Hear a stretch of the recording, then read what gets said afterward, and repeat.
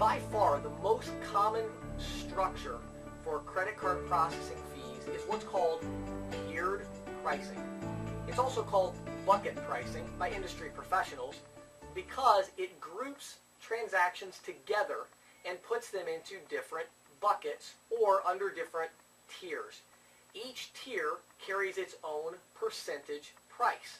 So if a customer runs a transaction that's on the first tier or the lowest pricing, which is also called a qualified transaction, they will pay the lowest rate possible.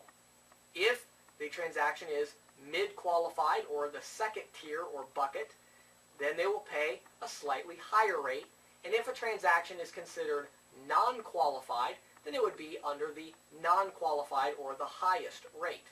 That would be an example of three-tier pricing. Now, it's important that you understand that each tier carries its own flat rate of pricing. However, the transactions that are pooled together for that bucket or in that tier all have their own separate rate from Visa and MasterCard that is charged to the processor. So what the processor is basically doing is they look at this situation and say, you know, there are over 400 different interchange rates that a customer can pay. And so they say that's a little bit confusing for the customer to have to understand that. So they say, let's take all these 400 different types of transactions and let's put each one of those into a different tier and then just charge the merchant a flat rate for all of the transactions that fall under that bucket or in that tier. And that just makes it a lot easier for pricing.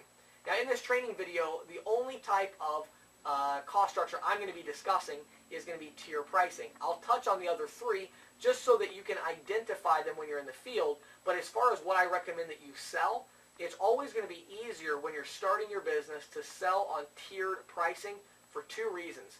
Number one, the large majority of merchants are already on tiered pricing. So it's very easy to compare apples with apples and say you're on tier pricing, I'm going to keep you on that same pricing structure, but I'm going to offer you lower rates, rather than saying I'm going to switch you to a whole new cost structure.